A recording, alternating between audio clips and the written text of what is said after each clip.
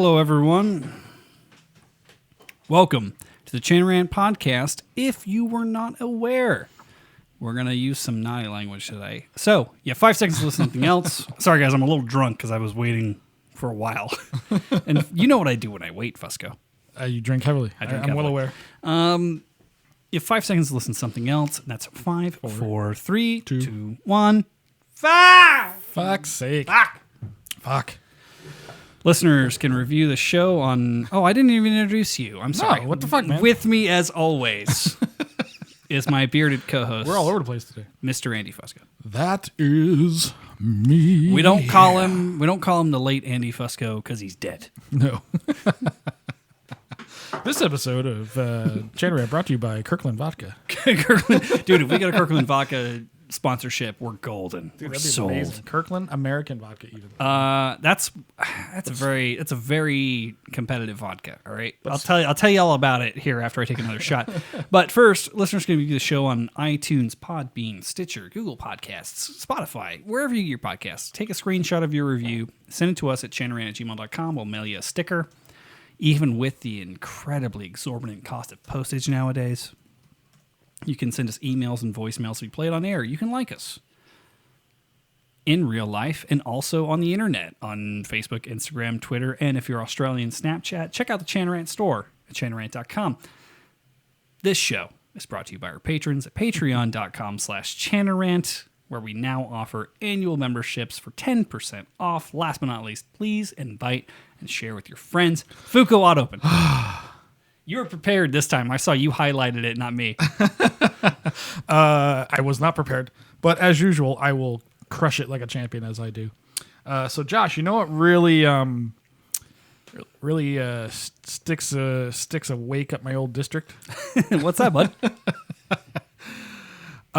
When you're playing gigs for the unholy and holy, and you have to sit there and listen to... I can't even tell you how many times I've had to listen to pastors, preachers, priests talk their nonsense. Oh, and make pastors, preachers, priests, all start with pedophiles. All start with a P. All with a P, yeah. Oh my God, do they kill me having to listen to that shit? We've been doing gigs lately. Things are starting to come back here. Yeah, we're getting a little bit of gigs in, and we're gonna bitch and moan. But we'll get into that as the topic of this episode. First and foremost, I want to thank Dalton for coming on last week. That was a fucking hoot and a holler. That's a southern term for having fun that he'll appreciate, and probably no one else Most will. of you aren't aware that we had Dalton on yet because we're still behind. We'll be caught up in like currently on me though. It's currently still on me. I was going through the Kelly episode. I'm trying to make this as formulaic as possible, where it's like, all right, 40 minutes intermission, 40 minutes easy cuts. Right. My problem that I've found is some episodes I do that. I'm like, I put in the intro, I cut the intermission, I put in the outro, golden. Some of them I listen to just because I remember how fun they were. The Kelly episode was so much fun. It's taking me forever to edit because listening to you two yell at each other about the WNBA was... I cannot wait to hear that because I have no recollection of this one. I mean, other than I started the conversation, but I don't remember anything after my God. It was... And I was just sitting... I was just watching Mom and Dad fight at the dinner table and trying to finish my dinner. Like, it was... Oh, my God. I was just thinking, guys, we have shit to do. I have definitely been critiqued on the We're internet. supposed to bitch about reads. Not the WNBA, for fuck's sake. But yeah, thank you, Dalton, for coming on. Welcome anyone who is not a patron of the Chanarant podcast. Yeah, this is free month. To Free March. Freedom! Why do we do this? Why are we giving it away for free? So, March is a special month. It contains my second favorite holiday, which is St. Patrick's Day. And for bagpipers across the world, we thought, why not do our... and we have a fucking killer lineup that I'm going to get to in a minute. But why not do all of March free? Free streams to the public. Keep us on our toes. Mm-hmm. And... bait the hook a bit. Exactly. Bait the hook a bit and be like, hey, if you were a patron, you could watch the show live, which is always a glorious shit show, as many of our patrons would tell you. Yes, absolutely. So, Fusco, why don't you tease some of our guests we have up in Free March? Do you want me to tease them or actually say it? I don't give a shit. I just want to. I just want to drink my drink, which means I won't be able to talk for a while. Yeah, Free March, we dug deep. I was apparently had too much cocaine 2 days ago and just started making fucking phone calls. And but we got some really interesting guests coming up over the next 3 weeks for all of March. Some of the best players in the world, arguably. Next week, and this is I can't wait to do this. Is it weird? Is it weird that this is the one I'm most excited about? Yes, but we've had the other two before. There's reasons I'm excited for them too, but this one we've never had, and I just cannot imagine how it's going to go. I have ideas in my head, and I know it's not going to go that way. The Shane Bone. Yeah, Seamus Coyne is going to be in next week. The legend himself, probably the most insane person in all pipe bands, and there's a lot of insane people in pipe bands. I think the best quote that I ever heard about Seamus was from you.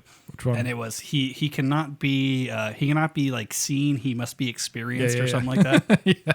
Can't be explained. Cannot be explained, must be experienced. Yeah, like you have no idea what you're in for until you've met the man and he's in the same room. Oh, I love Seamus.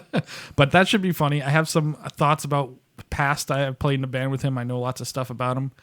I nearly decked him twice. You wouldn't be the only one, I'm sure. Many people have probably almost decked Seamus, or maybe they did. I don't know. But that one's going to be good. And then the week after that, we have Callum fucking Beaumont. Yeah. And we're not going to let him talk about his new business at all. No, not at all. Yeah, it's all going to be Dirtbag Olympics. Yeah.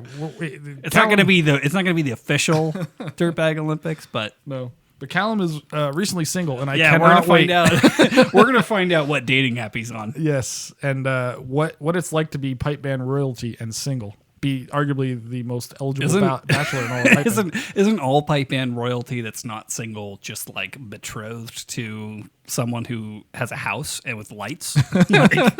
I'm sure that's what he's trying to do. I don't know. I wonder where he's living these days. I don't even know. Yeah. And then we're finishing off the month with Ross Miller, who I promise I'm not going to hang up on. Oh boy. I don't get me wrong. It was great to do it for the bit, but I'm such a fan of Ross's music. I do want to get him to say shit he'll regret on the radio. Absolutely. We've got to get him just a little drunk and have him say something stupid. But so that's our free March. We got Grab Bag today, Seamus, Callum, and then Ross. It's going to be a fucking wild month. Yeah. Yep. And I'm very much looking forward to the next 3 weeks. Yeah, so that should be good. So Dude, check it out. Isn't it crazy to remember what it was like to look forward to something? It's been a while. It's been a real long time. So speaking of things that took forever, Fusco, you got stuck in traffic today? You have a gig? What happened? I had a gig this morning, 3 hours. That was my best Jay Leno. Oh, what about this traffic? Or is that Seinfeld? What are you doing? I don't know, man. Everybody that wasn't funny from the 90s that people thought was funny, they all roll into one thing for me. So Right, I have a hard time discerning them apart. Yeah, Jay Leno's the worst. But anyway, I remember a time where I thought Dan Cook was funny. So we're all victims here. his first EP was good, but after that it became terrible. But I had a gig this morning, and yesterday was the same golf course tournament thingy, and I figured, Saturdays are usually easy in Vegas. Like there's nobody's going to, well, people go to work, but not normal, Holy shit. This is going to lead into what happened to you too, I think. But traffic getting back was remarkable on a Saturday afternoon. Like, dude, stuck on the highway for... If I know for a fact that it's not a full moon tonight, but I wouldn't be surprised if it was. Yeah, I would stay in tonight if you're in Vegas. It's weird, right? Like, it's so weird tonight. So you got stuck in all this shit. I'm gonna suck my own dick here for a little bit. Okay. Delivered food boxes this morning from like 8 to 10 to like people who are like on food assistance. Not my fucking idea. It was my mother's. Right. But she didn't want to get murdered and didn't want to drive, so she enlisted me. I'm like, okay, cool. So I get like 50% of the karma points. Were you armed? Fuck yeah! Are you kidding me? Just a knife? You had a... I'm armed. What were you carrying? Dude, I'm armed when I go to the mailbox. Like, what are you talking about? I'm from Nevada, bro. That's a good point, yeah. I have a grenade keistered right now. But yeah, so I did that, and then she's like, "Oh, like let me take you out, like feed you a bit. So we went to the brunch of one of my clients. If you're in Vegas, Sunrise Casablanca has an amazing kitchen. Holy shit. It's a very well-kept secret in town, which may mean I'm bad at my job. I don't know. Right. You're the marketing guy, right? How come I've never heard of this place? I'm torn because I want more people to go there because it's great, but I also don't want to go myself and have it be crowded. So it's very difficult. Yeah, I understand. But yeah, so went had some brunch, and then on my way back, like passed by an armed response on a naked homeless dude, and like definitely altered. Could have been drugs, could have been blood sugar, could have been anything. But like fucking 4 officers, beanbags, tasers, and Glocks ready to rock. And I'm just driving by, and big fucking guy. Normally this would be excessive. Normally this would be an excessive response. I was gonna say, like, it seems like a lot for a homeless guy. No. Seems like an excessive response, but big fucking dude. And hanging a baby's arm. So he's naked. He could have beat him with that. Who knows? Well, he's naked. He was Winnie the Pooh in it. He was naked from the waist down. Oh, Jesus Christ. Yeah. But and the first thing that clued me in was I saw the ghetto bird circling. I'm like, what the fuck? Like, how do you helo response? It was one guy. He might have been on meth or something like that. Oh, dude, yeah, I don't know, man. But it's gonna be hard to take this guy down. But he's having a bad day. Let me tell you that. I just kept driving. Like, I'm Mickey Mouse in the fucking racist steamboat, like just fucking scooting on down. I don't need to see how this goes down. You mean you weren't out there with a camera with your phone? Fuck no. Vertical? Nope. Recording this? I went home and I trusted these public servants. Let the cops beat this guy in peace. It'll be fine. Dude. I mean, even 4-on-1, he might have taken him. So It's been a weird fucking day. It was a weird fucking day from the word go. Yeah, it started weird and it's getting weirder. So, speaking of things that are weird, our patrons. You know how you know this? Go just sample the All of the Six Facebook. Sample the All of the Six before it gets removed forever. I don't know how that's still a thing, how that exists. But yeah, I would encourage. Actually, you know what? I'm interested in this experiment. Uh-oh. Everyone who is a patron and tunes in live. Sorry, I'm trying to throw up vodka. Teeth sweating? Not sweaty teeth. Just I had a biscuit fried chicken sandwich. It was amazing. It's a lot of gluten. All right, no. But no, like I would be interested for everyone who is a patron currently in the chat right now to tell people who aren't the benefits. And I don't think there is one, but who knows? Maybe we get some new patrons from these free episodes that we're about to do. I'm sure we will. People will get used to it, and then it'll be like... I'd be willing to bet the 9 people watching right now are already patrons. Yes, I'm sure of it. Except for that goddamn Joe Brady. Don't be talking about my new boss. Your life boss. Let me talk about my new daddy. But yeah, so if you are enjoying this, and if you enjoy the rest of the episodes we do this month, consider $5 a month to fucking be a patron. Yeah, absolutely. Because we're having a great fucking time over here, and so's our audience. Way better time than Rab's audience, I'm sure of it. Yeah, Rab's audience doesn't zoom in to watch us go blackout at 9 o'clock or whatever. Exactly. So, let's get into this. Fusco, where are we? What do you recall of yesterday evening? I recall getting engaged. I remember that much. You did. Informally, but I mean, all engagements are informal, right? Yeah, I think so. Brad's mailing me a ring, I guess. I don't know. That's probably vaguely around that time period. We called you in, and then it kind of...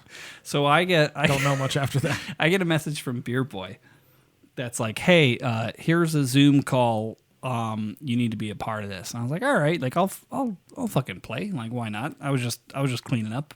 Nothing weird.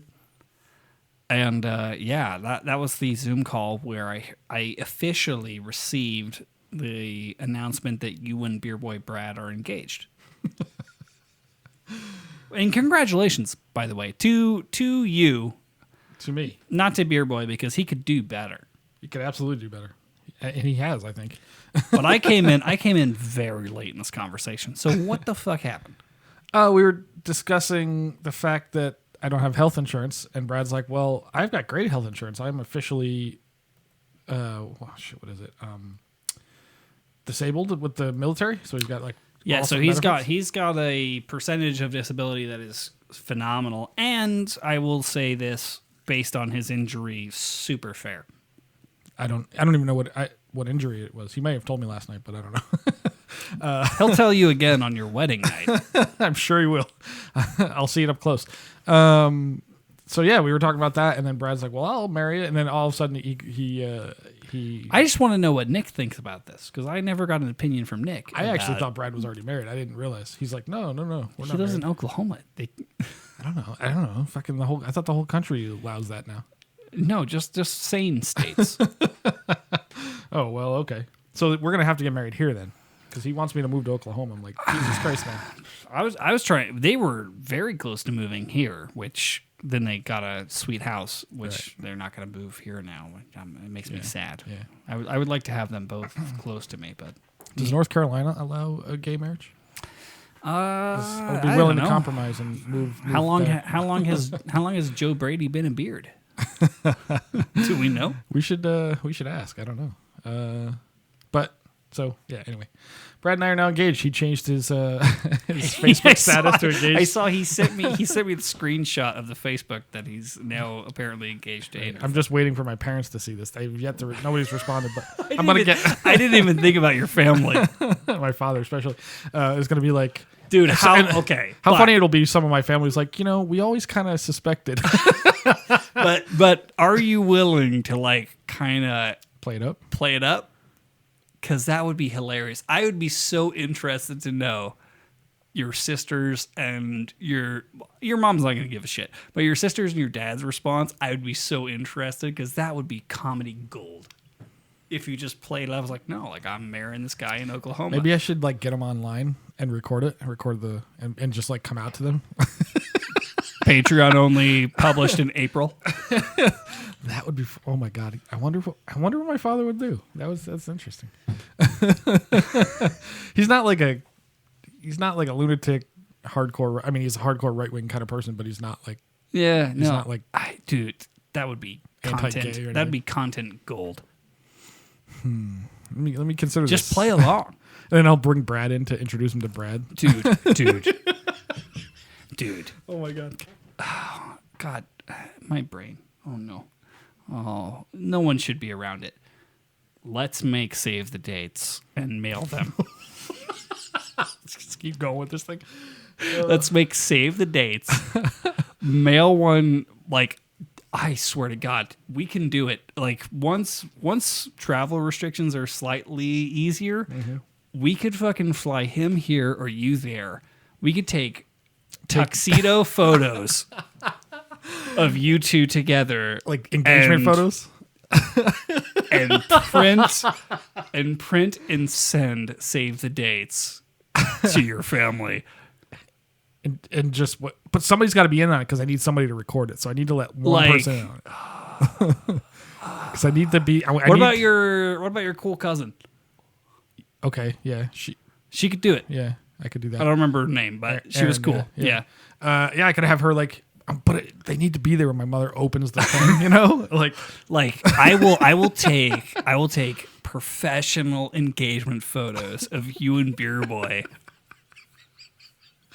This is not the stupidest thing we've ever done. It's pretty close. It's pretty stupid, but goddamn. Oh, goddamn, the comedic value is there. Yeah. Huh. and then because we have to get content off of it, otherwise we can't write it off as a business expense. Mm-hmm. So it's just the Fusco's engagement video. Oh, we can do a whole video, like Fusco, like Brad and I running through the park or something. Can my Alexa hear me? Full send. Just go 100% with this thing. We technically have all the resources at our disposal to do this. What do you mean? What resources do we need? Financially, yeah. creatively, like. Brad's in the chat. Brad, you willing to fly here for engagement pictures? This would not be that hard to pull off. This would be like a 6 out of 10 on a difficulty scale. And holy shit. What if my poor father has a heart attack? That's my only concern. I was just about to say, my only concern is your parents have a heart attack. They are pretty old at this point. I don't know how much they can handle. They have pretty good attitudes about life, but Jesus. But hey, if it doesn't kill your parents, they'll think it was funny once they're let in. Once they're let in, yeah. Oh God. Write this down. I didn't bring my notebook. Because this is my idea. Yeah, put it in your dream journal. Because this is incredibly doable, and god damn, would it be funny? Hold on. Idea, dear diary. Yo, please narrate to the free audience. Thank you. Dear diary. Don't forget to marry Brad. Dear boy, Brad. Just to be clear. Yeah. More importantly, send out tasteful wedding save the dates. Yeah, like you have to take it 100% serious. It's got to like look real. Like it's gonna look pro. Tasteful. What are they called? Save the dates. It's gonna look very pro. Well, we'll do engagement photos too, but we'll space them out to where it seems like the engagement photos were before the save the dates. Yeah. Okay. Yeah. Wait. So I got to torture them for like a month over this to like? No. Like no. It's gonna be like 4 days. Oh, okay. It's like engagement photo. Oh my god! I can't believe he asked. And then like we mail the save the date the same day you post the engagement photo. So it's like so it gets there a couple days later. Yeah. This derailed the entire episode. Yeah, this was not our topic. But I love this idea. I love this idea. I gotta think this through. I don't want to kill my poor parents, but I think it would be hilarious. Just make sure they're all up on their blood pressure medication. I think it would be pretty goddamn funny. Make sure everyone's got their nitro on hand. I'm trying to think if I have any particularly homophobic or that type of family members. I'm sure I do. You're from upstate New York. You definitely do. Yeah, I'm sure I do. So like, dude, get an address list. Oh no, here's the work you can start now. The work you can start now. Put this in your dream journal, fuckface. You need to start collecting an address list of people that are your extended family because we should fuck them all at once.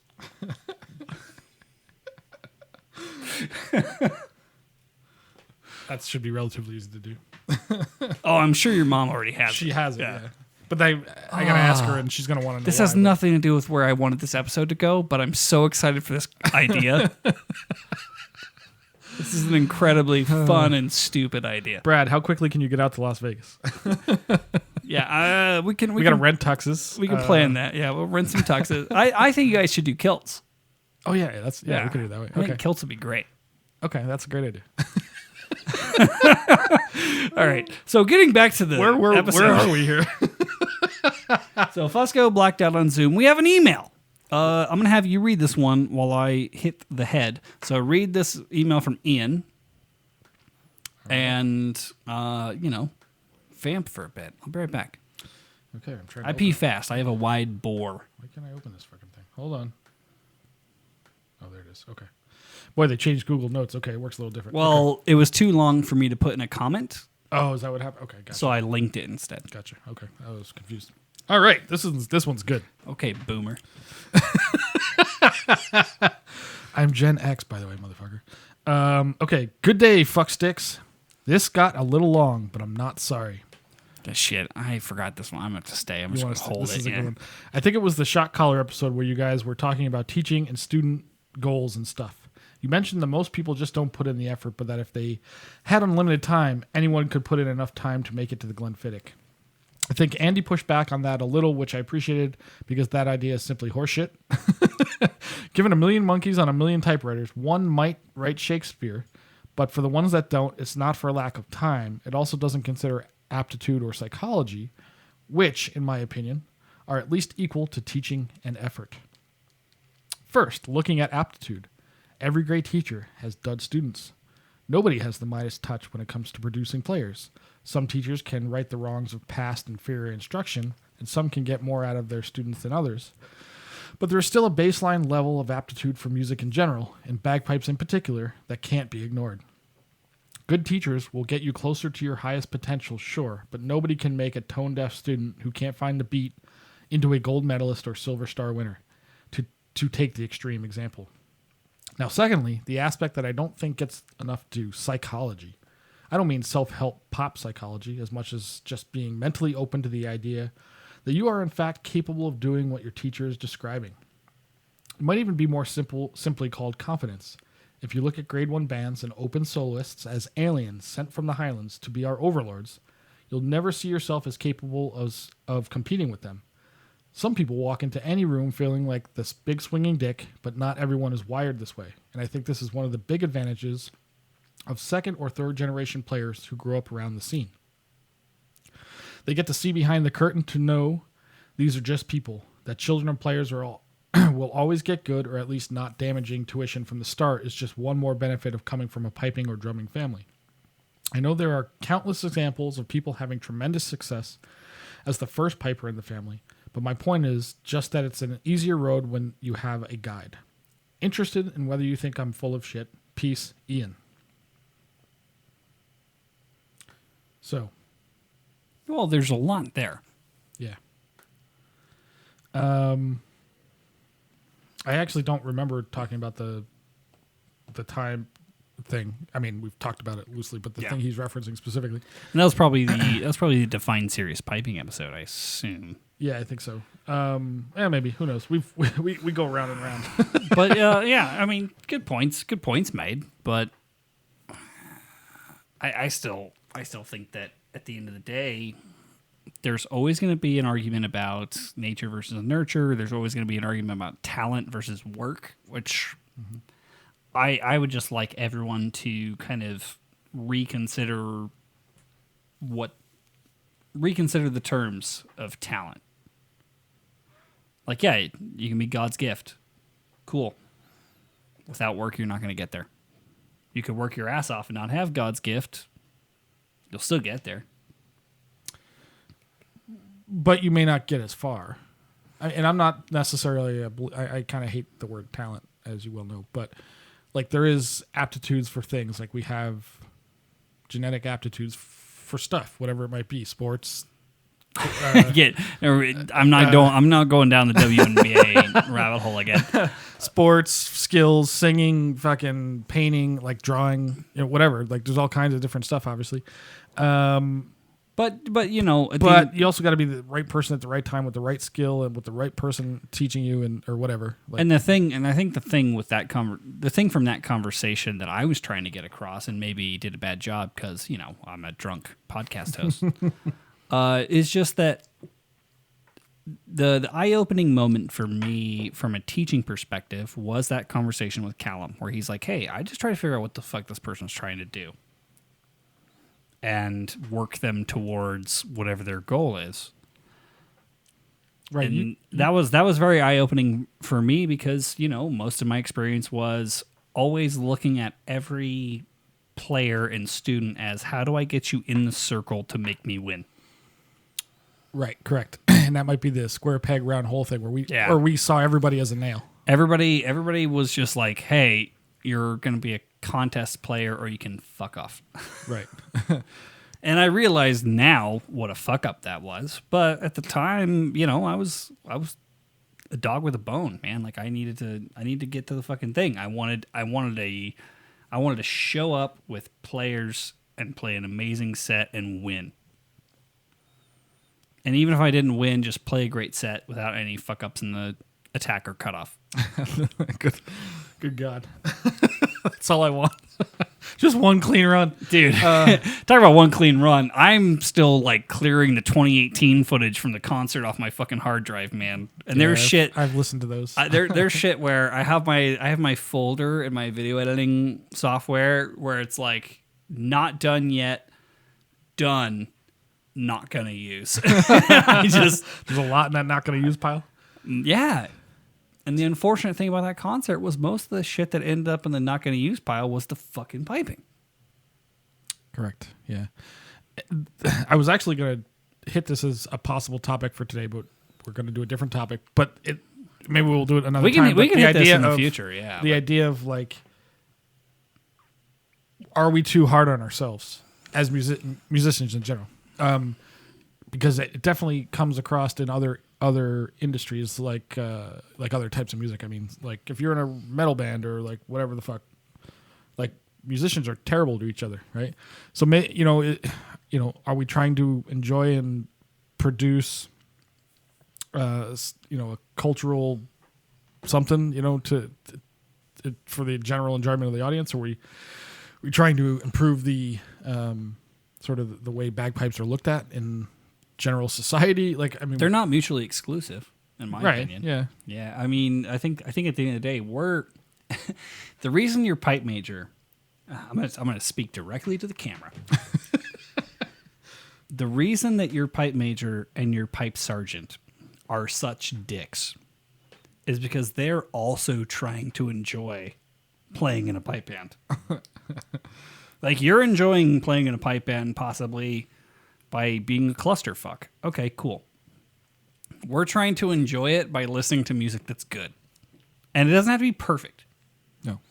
I think a lot of the times the argument that's used against pipe majors and pipe sergeants who are a little aggressive is, well, you want it to be perfect, blah, blah. It's like, no, I don't want it to be perfect. I just want it to be pleasant. I want to listen to you play with everybody else, and a little blip here and there and a little blowing thing here and there. Totally acceptable. That happens. Shit fucking happens. Especially at our level. Especially at grade 4. But, like, playing the wrong fucking note every time for 4 years, like blowing the attack, blowing the cutoff, like there are certain things that are incredibly simple that make it incredibly less pleasant for me as a pipe sergeant, and that is when I fucking lose my shit. Yeah. That is when I go full Red Hood and like yeah. I lose it, and I think it's more psychological than that. It's the same thing. The same thing sets it off. People fucking up the same thing over and over again. But to me, it's the display of the lack of respect for everybody in the organization that you haven't actually gone and done something to fix it. That's what makes me fucking bananas. I have not blown an attack in like 5 years. It's incredibly rare. Like that, and we talked about this last week, 2 weeks ago, whatever it was, when I mentioned about like if you can blow good tone, it doesn't take Stuart Little to do that. Like anybody can do that. Yeah. If you focus on it and play a good tune. Doesn't have to be jigs and reels and at 130 beats a minute. But it does take thoughtful repetition. Correct. Of a very boring process. Correct. And that's the part that upsets me as a person who's very good at. It's the same doing reason, boring shit over and over again. Same reason I can reassemble my 1911 in under 45 seconds. Right. Like. Right. It's a very boring process made better by repetition. And that's the thing. I mean, we talked about this on the Defining Serious Piping episode that came out. I don't know. We recorded 7 weeks ago, and who knows when it came out. But it's like the whole thing it comes down to is like you have to get the baseline shit down, the mechanical baseline shit. Repeat that until it is muscle memory, then get creative. Yeah. Yes, I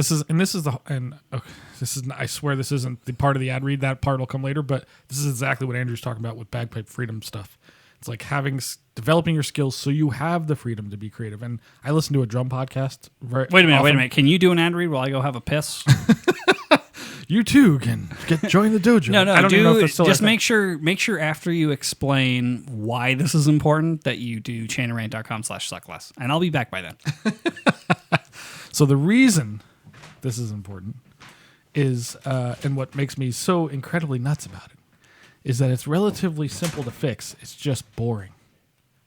Things that we struggle with is do something that's simple, keep your focus small, and rep it. Like we talked about this with Callum on the show in the past, where he talked about bullet points, I think is the word he uses. And Ali Henderson has talked about this. Many of the guys, they spend most of their time doing something very small, fixing their problems, not playing the whole tune. But nobody wants to do that. It's really, I understand, psychologically difficult to do something boring, and we just want to jam through tunes that, too fast and without actually fixing anything, and hope that it gets better. But it's just such the wrong thing to do, and it's proven time and time again in many different skills, I suppose. But the idea, it's the exact idea behind the dojo is, or at least the dojo philosophy of bagpipe freedom, is break things down into very small pieces, attack that small thing so you can focus on it 100%, improve the brain quality of whatever it is you're doing in that particular skill, and then slowly expand from there. And the long-term effects of that are going to be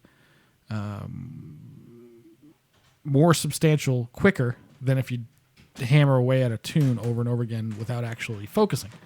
So, given all that, you too can join the dojo and go to chanarant.com/suckless and learn these methods. If you want to be bored, silly in Andrew's class, this is where you go.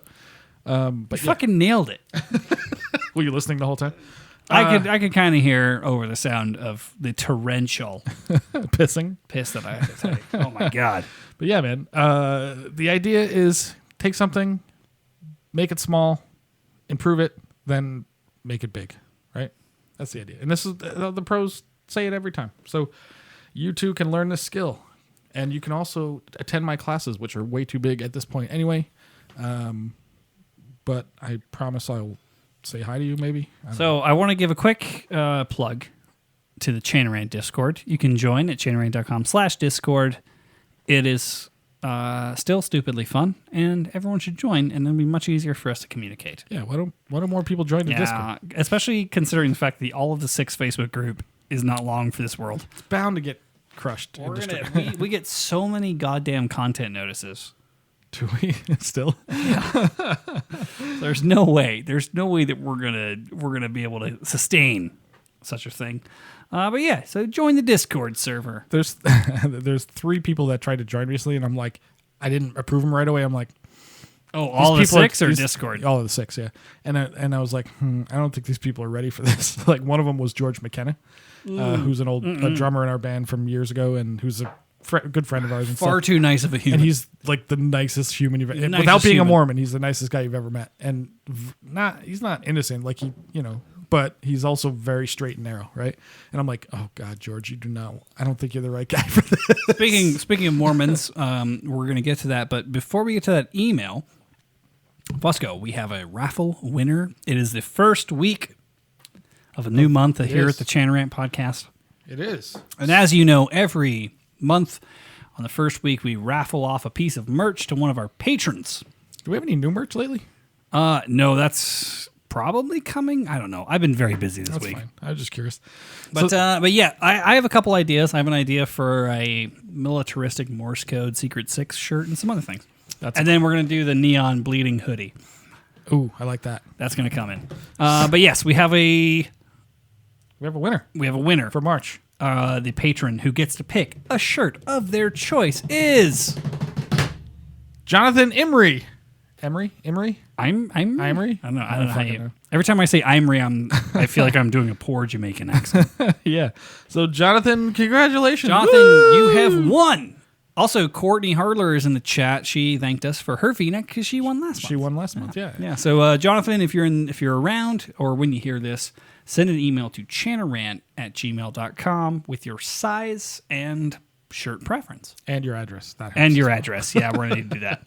We have to, if we're going to mail it to you, we have to know where you live. Yeah, that helps. So, and we can ship to almost anywhere in the world except for Cuba. So, if you're out there and you join the Discord, the Patreon. When's our first Chanarant live from Cuba? I want to do that one. Have you seen some of the cars there? I have not. Are they like from the 50s? Classics. Yeah. Fucking.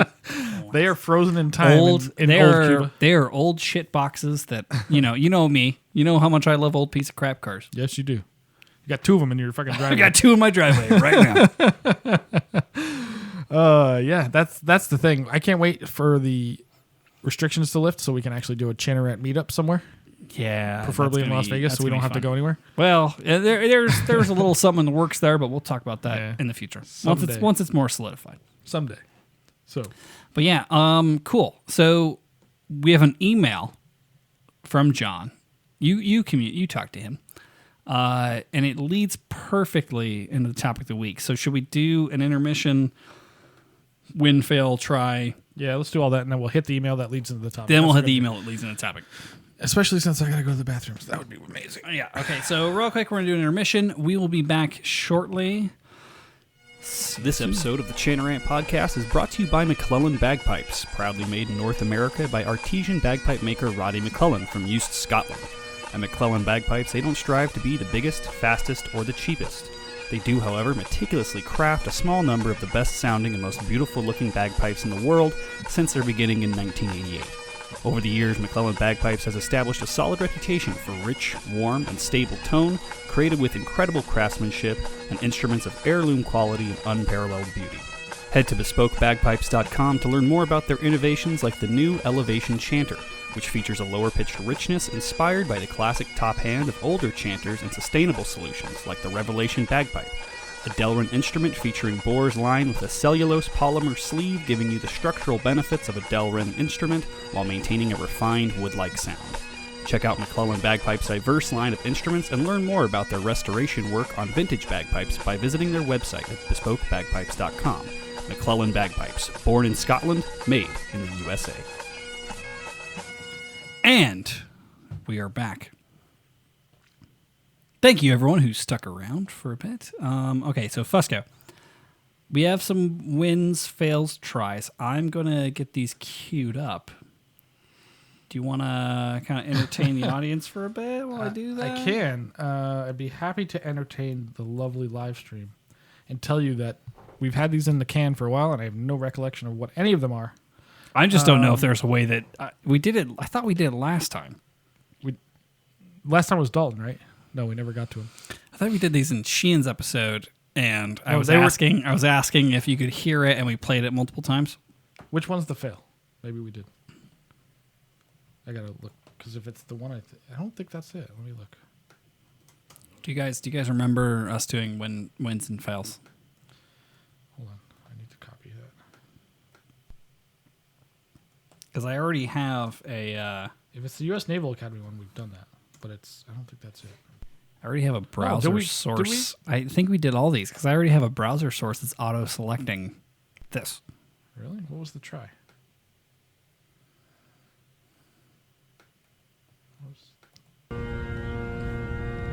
So I've got the fail being the dancer Piper, which I'm pretty sure we did. Sure, we did that one.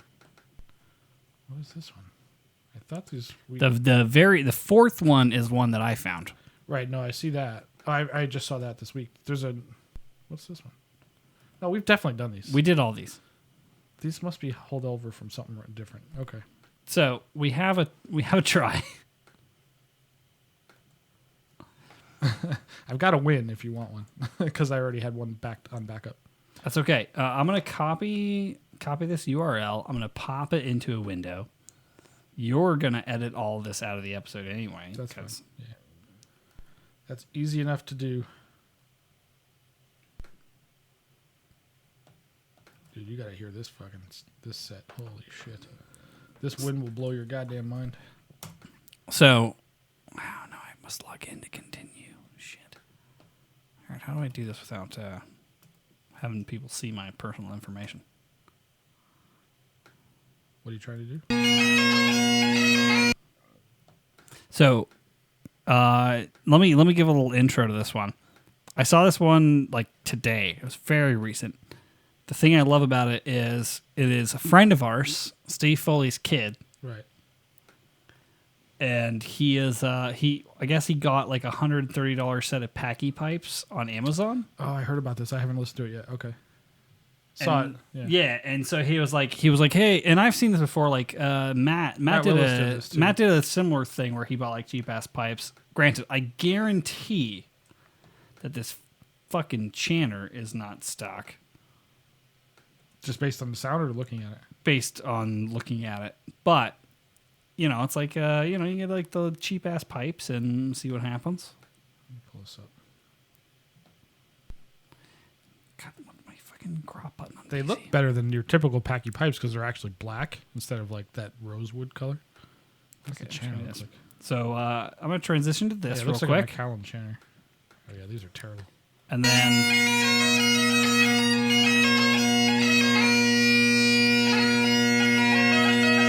at least it's portrait.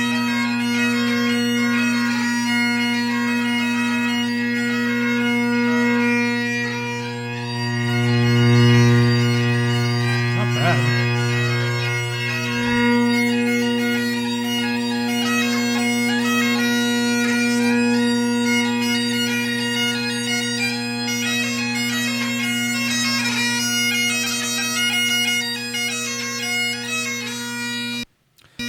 He okay.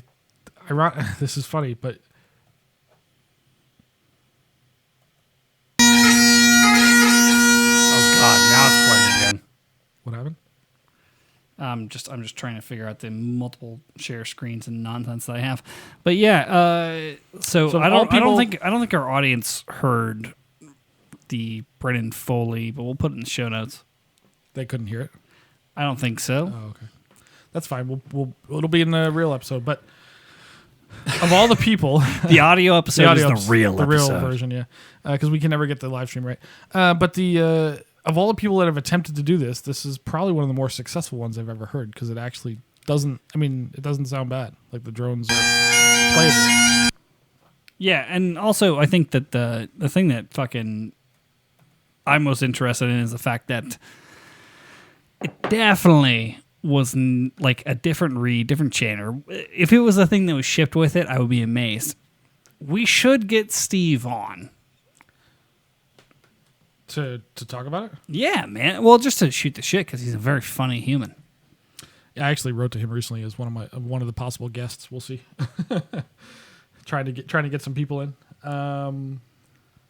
Yeah, so it's not bad. I don't know. I mean, sounds about as good as Revelation Pipes, I suppose. It sounds about as good as my 2014 McCallum's. Dude, okay. 2004, you mean? Oh yeah, God, fuck, you're Those right. fuckers. I'm old. But no, the funniest thing is like he goes up to the drones on the Packy pipes, and it's like, like not like, brrr. Yeah, And I'm sitting there, I'm like, fuck, that sounds pretty similar to my old pipes. Yeah, when you get close, you can hear that they're shit. But like when he's further away, you just hear the overall sort of general hum, and it's not so bad, I guess. I don't know. Dude, I played my first official gig with the new pipes. How'd that go? Phenomenally. Like, Aside from the fact that nobody at a funeral home knows what the fuck is going on, and don't get me wrong, we'll get to that in the topic here shortly. But yeah, it went great. Like, set them up. These are the MacLellan Revelation bagpipes with the elevation chanter. Right. They should really consider making those two different things. different enough so it's Yeah. easier to say. But yeah, so tuned up in about 5 seconds in cold and wind. When was it cold? It's been nice here for a week. I was in Boulder. Oh. And you know, I was like, all right, cool, got him settled. Went around, had a whole fucking fiasco with nobody knowing what was going on. And this was at Boulder National. You've played that a million times. Veterans? I've played that Yeah. a million times. Yeah. Nobody knew what the fuck was going on. It was incredibly frustrating. I will bitch about that before we get to the email and the topic. But yeah, like played that. Okay, cool. Like I'm waiting in the foyer because I'm supposed to play them to the mausoleum. They throw an audible, so now I'm playing like Dawning of the Day in the fucking chapel for some reason. A couple drones cut out, quickly kick them back in. No worries. Everything's good. Sounds like you need the dojo's transitioning course, learning how to calibrate your drone reads correctly. And you can see it too at chanarant.com/suckclass. But the tuning fucking held. Because it was like cold and windy, then I was indoors, then I was outside standing in the sun waiting for them to get their shit together. And did Amazing Grace, fucking fired it up, no change. Cool. You know that panic moment? Where you're just right before where you're like, where like I have not checked this enough because I've been standing here while you guys figure out your shit. Right. Yeah, absolutely. Yeah, I had that panic moment. I'm sitting there. I'm like, fuck. Like the urn was going to go on the ground, but then it was supposed to go to the mausoleum. So I'm like delayed even more. And I'm sitting there like, oh, these are going to go to shit. No, I fucking hit it. Boom. Isn't that a nice feeling? And you're like, oh, I can trust these. It takes years to really trust it. Like you're not panicking every second. Dude, you know my old pipes. I don't trust anything. I know. I still do that. Like like if I don't get a chance to like check it every 5 minutes, like I get real anxious. Like I get anxious comes like I hope this is gonna work. I'm like, what the fuck? Like, and like it's so different between like, okay, we get hired to play a stage performance somewhere. Maybe we're just like auxiliary at like the Smith Center or something like that. And then, you know, we do like a wedding or something. At least when you're doing the thing at a professional venue, they're like, all right, I need you to do this at this time, this at this time, this at this time. You do a funeral or a wedding, and they're just like, it's quiet. You should play now. I'm like, cunt. Like, I don't. Like, why can't we have a fucking plan and stick to it? Like, give me a game plan. Come up with a plan of attack for your event. Man, I was just listening to the Channel Red episode where we talked about me helping you do the fucking LVCS fucking thing in your living room. And ironically enough, Josh just changed plans out of nowhere, and now he's bitching about, can we just have a plan? Well, okay, dickhead. Come on. You know that's true. Sometimes things change, man. You got to roll with the punch. I had to roll with the punches, I'm bro. okay. I'm okay with sometimes things change, but if there was no original plan, Well, sure. when things change, I'm just like, what the fuck? This is, dude, I go into I've learned this over the years. Every funeral, wedding, Every gig, act as if, like, I'm telling you what's going to happen. If Every they change funeral- it, fine. But they don't know, and they're But going to be wait. confused. Actually, this could be helpful to me because I had this problem where I was like, yeah, we're going to do this, this, and this. Okay, cool. I showed up. I was ready to do my job. And then the plan was thrown out the window. Okay. So I'm interested in this. Like, how do you approach that conversation with a client where it's like, hey, this is what we're going to do. This. Is it easier if you just like take charge of the situation? When you mean in the pre-process, like talking on the phone, or do you mean when you No, get there? talking about on the phone. Yes. So 'Cause I very often they don't know, and they haven't looked into it that hard they may have a tune in their head like, hey, do you know how to play some off the wall fucking modern tune? Like, yeah, no, I don't know. But generally, I give them things. This is one of those things I should fucking know by now, but I it's been a typically while. try to defer because I'm like, yeah, you know, never defer. you're the. I was like, you're the client. Like, you tell me what you want. Right. They But don't know what they just want. don't know. And that's probably reasonable because they never have maybe dealt with pipes in their life ever. Maybe once. God. So like very often I'll be like, well, let me tell you how this usually goes. And then we can make adjustments from there. But it's just like sales. You tell them what's going to happen. I never thought about and, that. And then adjust it But once I've probably played for like 205 dead people, and they haven't had 205 dead people in their life. Correct. So you're the one that Shit. should know better. So like when I call, But also I want to fucking throw funeral homes under the bus. they fuck it up too sometimes. 'Cause They should know. They never know what the fuck is going on. And I Which show funeral up. home was it? This was Boop Boop and Booper City. Okay. It was the veterans. But they called you direct from there. No. The family hired me. Oh, okay, I got you. Okay, yeah, no, the veterans, they have nothing to do with it. They stay out of the entire thing. They have nothing to do with it. And like usually you have like a funeral director who's like, all right.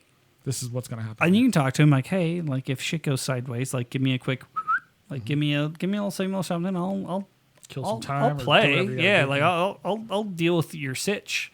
I'll deal with the fact that you didn't do your job well enough. It's not so much that because the pipes are rare, and also they get so many different people. I think I have that one more. and people do shit all over the map. I have one more bitch about this. What?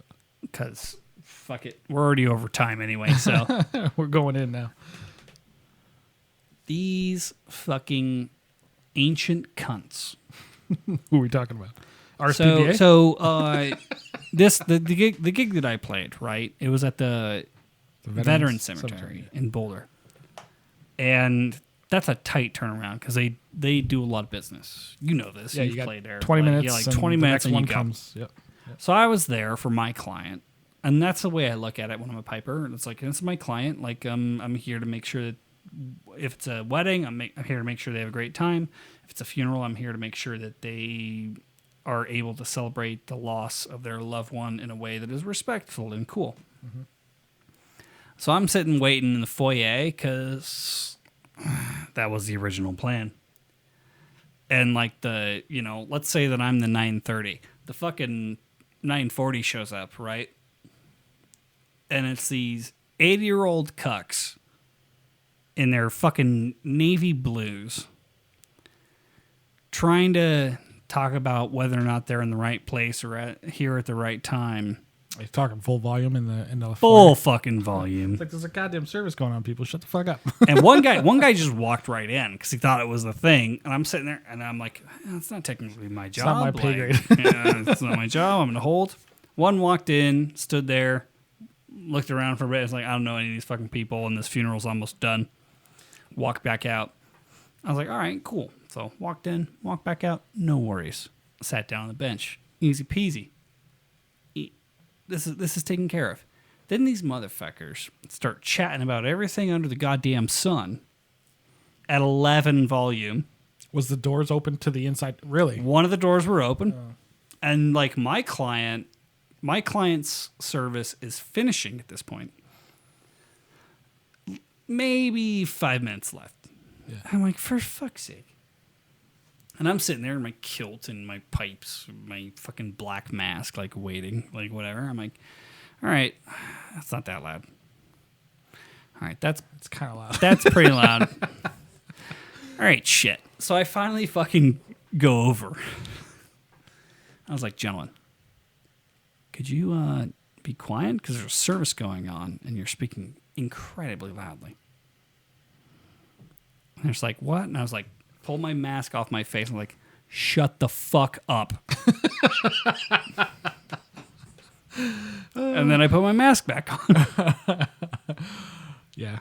I have very few jobs at this occasion, but like it should go with some reverence and respect.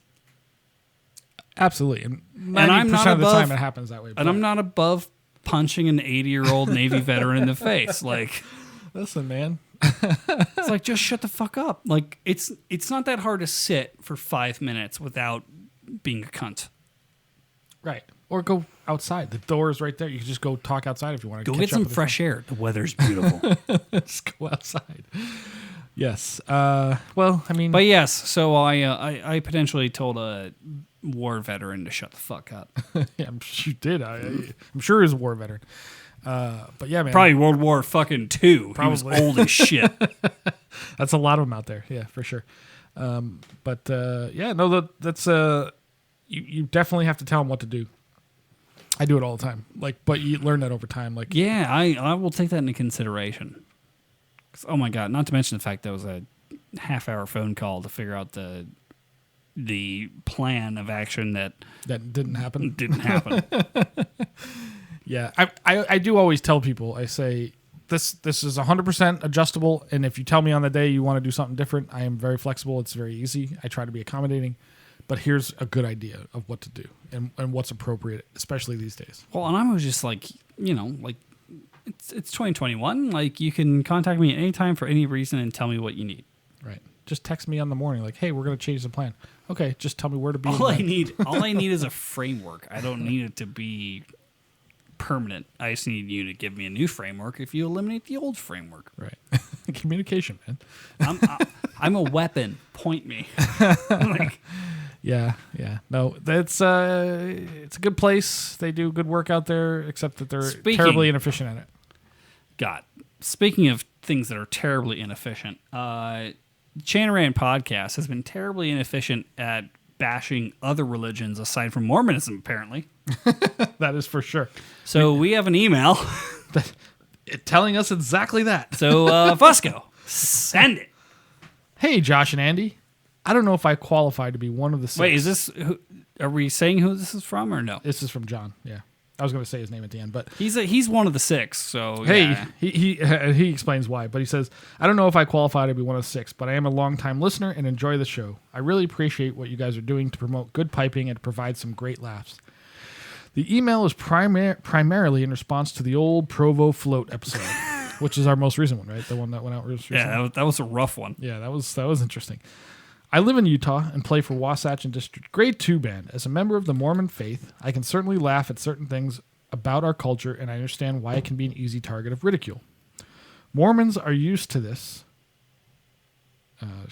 Mormons are used to this, and for the most part have developed pretty thick skins. At the same time, Mormons are just regular people and are, for the most part, good people trying their best to live good lives, just like everyone else. As someone who has grown up immersed in Mormon culture, I can say that although there are many aspects that are different than normal, I have never heard of any of these ridiculous things mentioned on the show. Just because I haven't heard of it doesn't mean it doesn't exist, but I think I qualify to say that it is no way represents the Mormon faith or any mainstream part of Mormon culture. Well, that's obvious. It's definitely a subculture. But anyway, I completely respect your right to say anything you want because it's your show, but I would suggest that you would consider slightly toning down the recurring theme of bashing on Mormons. Thank you, John. John, cheers. Yeah, thanks for it. I wrote to him. I don't know if bashing on Mormons is a recurring theme. We've done it a couple times, definitely. We bash on a lot of people. Well, I wrote to him and I said exactly that. We take opportunities with everybody. And he wrote back, I appreciate that, of course, blah, blah, blah, whatever. We had a little exchange. But are we going to get got by the Mormon Mafia? Maybe. But there's so much stuff to talk about. There's a lot to unpack here. That's why I'm going to kick it to you first. Well, I don't think we specifically go after Mormons, but I do find their culture particularly funny because they're so significant and so here where we are. Like until I moved here, I had a Mormon in my high school, but I never even knew what that meant back then. We had one, and until I moved here, I didn't even know what it was. Like I had no fucking clue. But we're so incredibly prevalent in Western society. Correct. Yeah. So, but what's interesting I always forget that you're not from here. Right. Yeah. Big difference. I had my high school, right? The whole 4 years I was in high school, we had one black kid, one Jewish kid, and one Mormon. Everybody else was like essentially Catholic, Protestant, typical white. But could you sustain your current lifestyle if you were still East? What do you mean by current lifestyle? Like fucking rock and roll and bagpipes and sluting.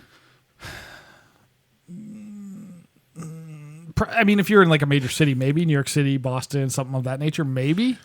Baby. But not where I'm from. Baby, you were always meant to be out here. Always. This is very true. But man, I've known enough Mormons, and we kind of make jokes and stuff, or whatever. But like, where there's smoke, there's fire. A little bit, and there's definitely some truth to what those people. But the other thing too is like, there's no. The only time we talk about it is when we have Mormons on the show. They were here. They lived that. This is gonna be a very rare experience where you're the reasonable person and I'm the wild card. So please PC this for our audience quickly before I immediately go insane. Go PC it, meaning like politically correct. Oh. I can't wait to see what you have to. I don't even know what you're going to say. I don't know your opinion on this at all. So I like to think that we go after everybody equally.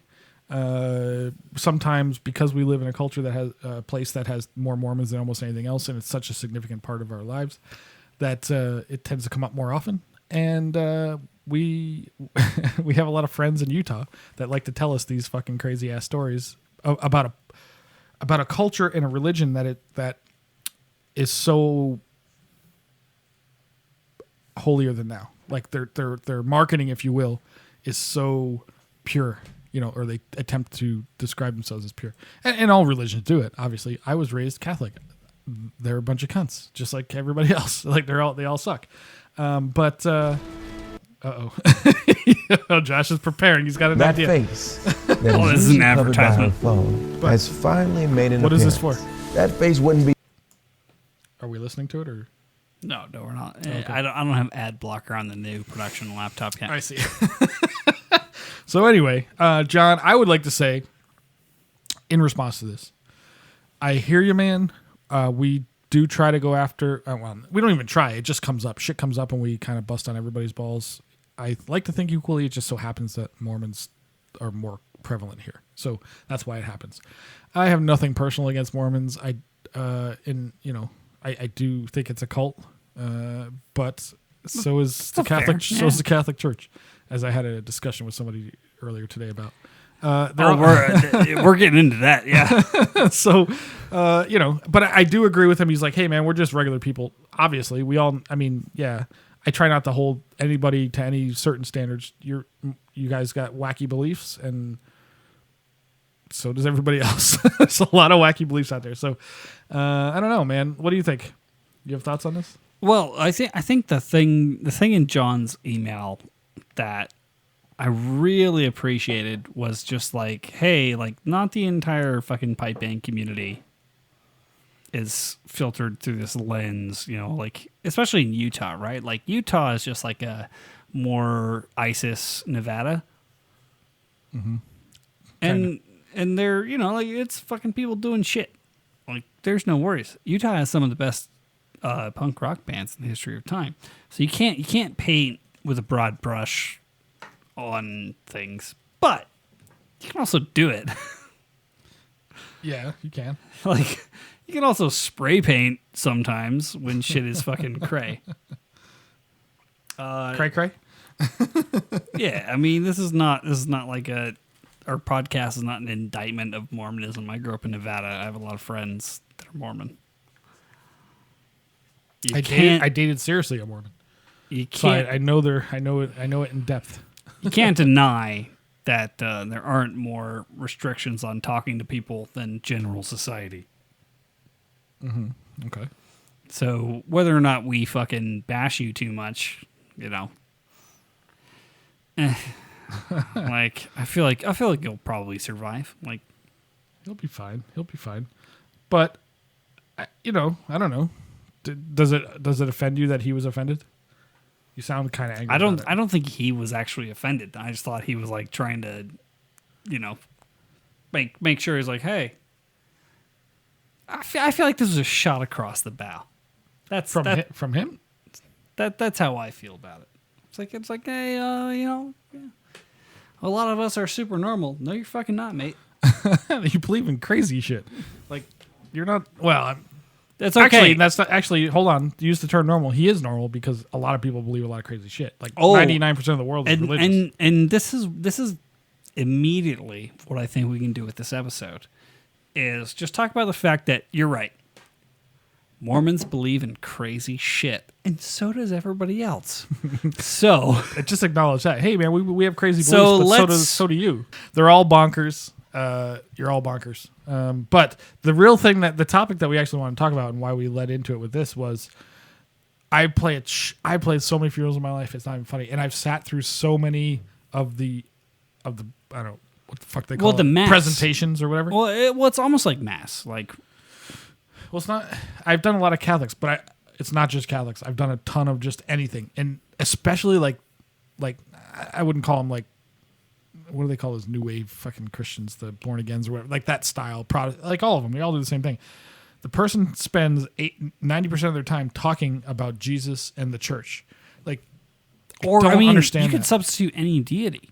Whatever it is, it doesn't matter. I mean, But it they could be don't- it could be Mormon, it could be Jewish faith, it could be, and don't get me wrong, like it's all whatever you subscribe to, right? There's nothing wrong with that, but so much time spent on the deity rather than the physical person that you lost or that's getting married. Exactly. Or, Yeah. To me, it should be about the person, like telling not even stories, because that should be done at the after part. The funeral should be pretty quick. well, that's why wakes are so common now. Well, wake's a Catholic thing, but viewing or whatever, that kind of thing, or very consistently. But Like, but that's where like those kind of, because it's a very open, free form kind of a thing where the funeral service itself is like put this person in the ground. Now Catholics believe that they're supposed to do all this fucking holy water shit and all that, so they do all that. But at least when they're putting them in the ground, but like they spend so much time, like just talk about the person. Let's get in and get out. Like I don't understand. I get it's not even get out. Like the thing for me is, and I've found the same thing. I mean, we're mostly talking about funerals, but I found the same thing at weddings where it's like, why are you having a 75-minute monologue, right, about how the only reason these people are together is because of Jesus? Versus Catholic weddings, that's what they do, man. Versus just like talking about the people, like at the wedding and at the funeral. Let's say weddings and funerals are incredibly similar to bagpipers, guys. Sorry, but they're incredibly similar events because we get paid the same and we spend the same amount of time. I actually charge more for weddings. I don't know if you do that, but I do because they're so much more a pain in the ass. All right, I'll start charging more. But like the thing for me is always like, why do you have this like celebration of, let's say it's a wedding, right? Celebration of love. And you spend the entire time talking about why the only reason that you are together is because it was ordained by a dead Jewish guy Jesus is 100,000 years ago. Jesus is love. That's the whole point. That's what. Listen, they got an audience of whatever their religion is in front of them. They're gonna take their swing at bat. This is our first free episode. It's gonna cancel us. We're gonna offend everybody. We're gonna get canceled so hard. We're Satanists, by the way. Well, let's get that out of the way. I just want people to have events, right? I don't give a shit what you subscribe to. Your religion is definitely your prerogative. I just want people to have events like weddings and funerals that are about the person who is getting married or getting dead. Right. And supporting or supporting the family that's dealing with the loss. I mean, it's an industry. So like the wedding I played yesterday. I wonder. Right? Hold on. Let me just say one thing before you go into that specific. I wonder if because we're not religious, you and I, and that like this goes completely over my head. Like they're trying to comfort the family by talking about Jesus. To me, I see it through it as like this is just marketing. Like you know what I mean? Like it doesn't comfort me, but maybe them hearing about Jesus comforts them. I don't know. Maybe it does, but that's the idea. Is like Jesus is love and whatever. And what's the one thing from the Bible they always quote? But that's not the thing. Through the valley of death and with that I'm gonna blow your fucking mind. Well, I can't wait. Because that's not the thing. Right? What? It is a rehearsed sermon that you do for people you didn't know and don't care about over and over and over again versus something where you knew the person and you create something around them. I mean, 99% of the time, you have a guy I'm getting paid to fucking talk about Jesus sacrificing himself for 3 hours, and here we go.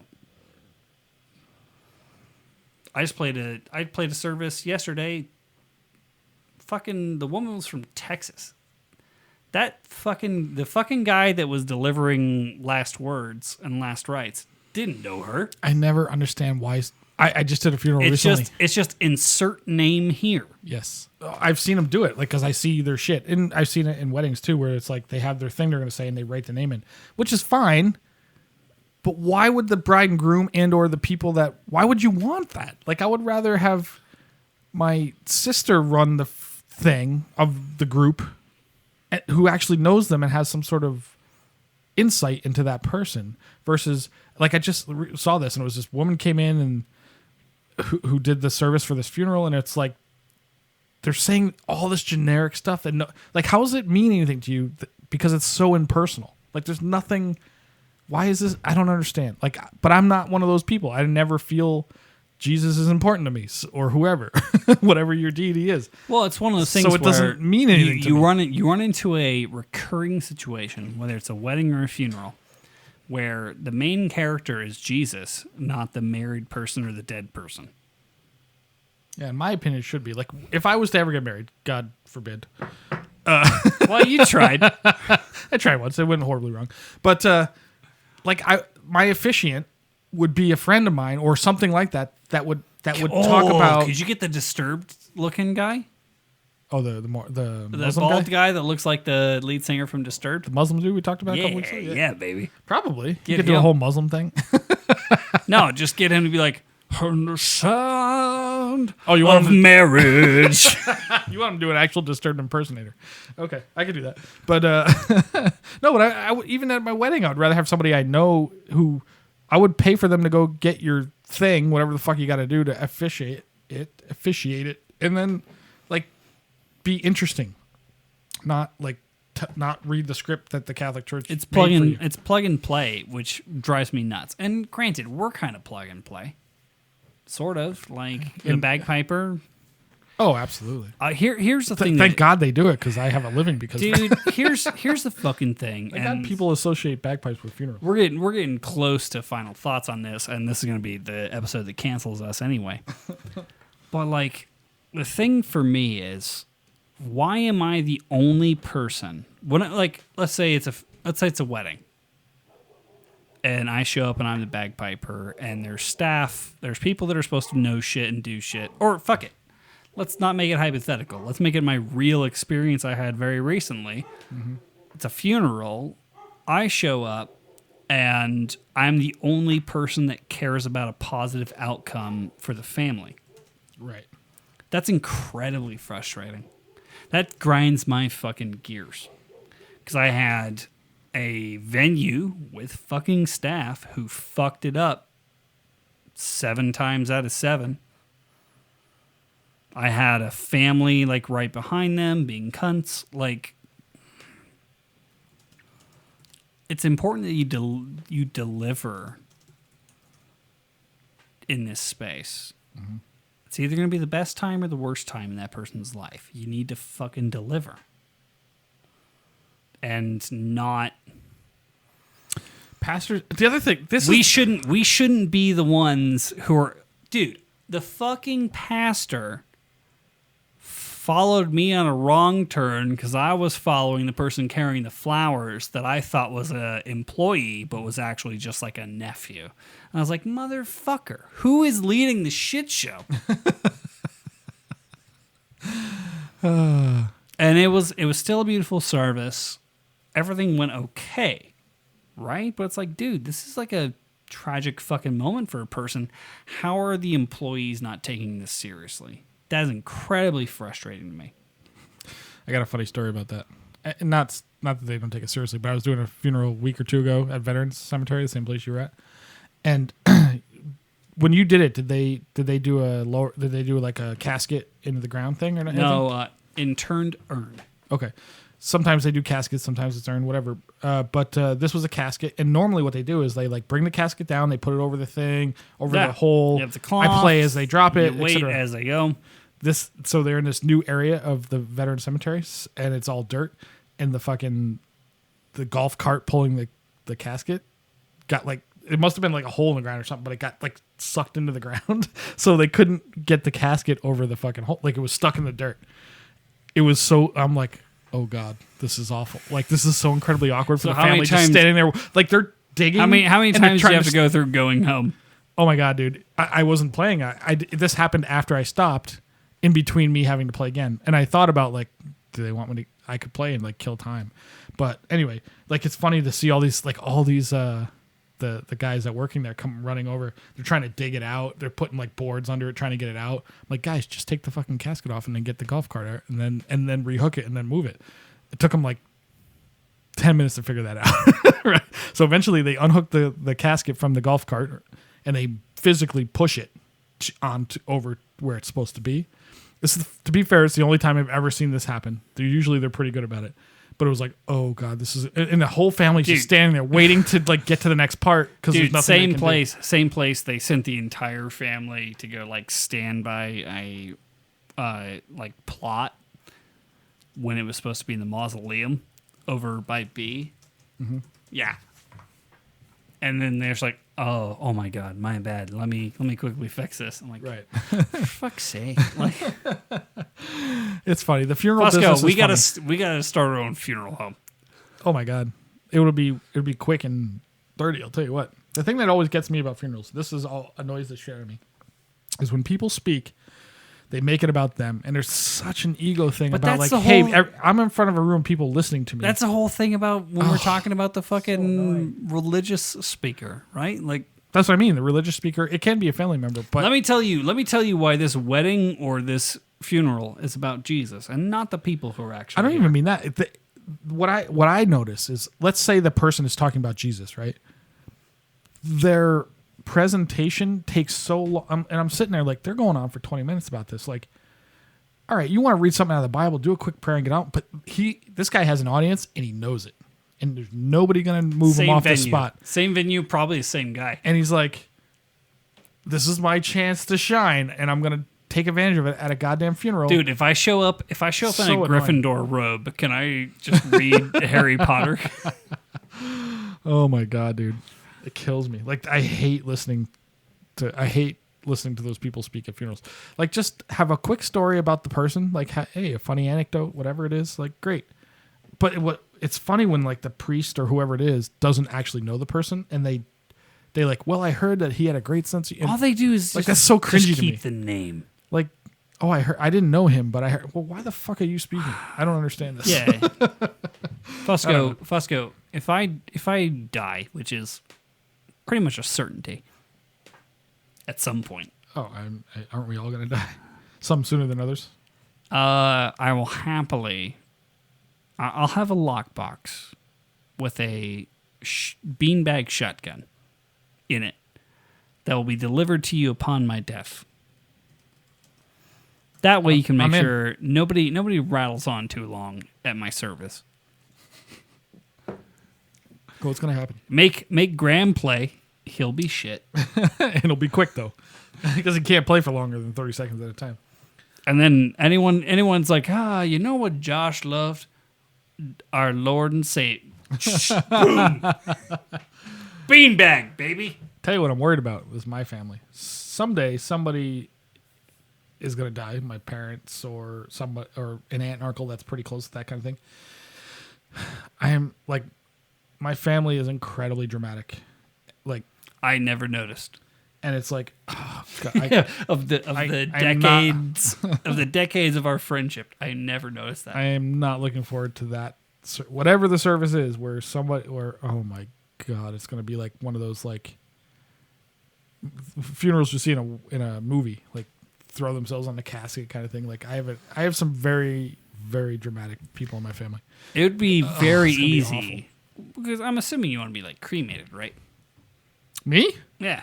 It's probably safer for society if I am. Yeah, you don't want to get skull fucked by maggots for the No, rest of your life. it's better for the water table, absolutely, Yeah. that I'm burned. So, to compensate for the lack of weight, because you're cremated, I'll just put a couple car batteries in the casket and electrify it.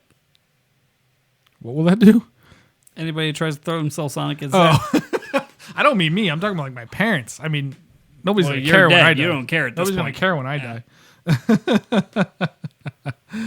Oh, it's so obnoxious. Like, God damn it, have some goddamn pride and like hold yourself together, and then cry on your own in your closet. Like, nobody cares. I just get frustrated, and I think getting into final thoughts about this.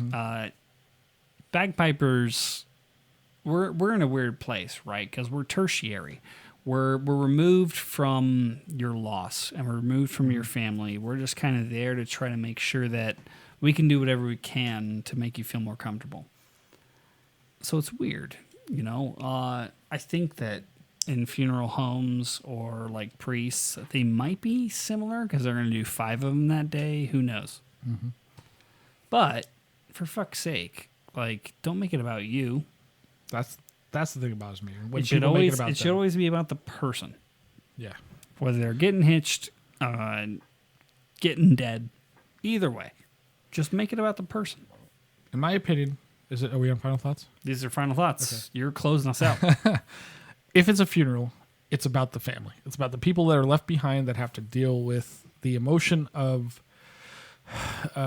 having a loss, which is part of life. It's not like out of the ordinary by any means. We deal with this very often. The person who died doesn't know or care because they're gone. So it's Accurate. about their memory, but it's really about supporting the people that are left behind to have to deal with this. And I guess that's where I'm sort of caught, is maybe hearing about Jesus in a marketing campaign makes you feel better about life. I don't know. But to me, I don't think it ever does. I don't think so either, but Yeah. that's just me. I don't know. But I think it should be about supporting the family, maybe reassuring them in some way that, that's a part of life, and that, speaking to the audience about be there for your family. This is the hard time to deal with this, blah, blah, blah, whatever, that kind of stuff, whatever. It has absolutely nothing to do with Jesus or Muhammad or whoever the fuck. I don't know. To me, none of that's important. The wedding is the same thing. It's about, we're all here to support these two people in their decision to make this thing, to bring the law into our choice to love whatever the fuck, I don't know. But, well, it's agency, right? Like, I mean, on a wedding example, the thing that frustrates me about a wedding being entirely about God is like, you're completely discounting the work these two humans put into making a workable relationship in marriage. right. And you're saying like, whoa, serendipity. It's like, no, it fucking wasn't. It was work. Yeah. Like Relationships are work. Absolutely. Which actually, here's the way to tie this back to bagpipes. Believe it or not.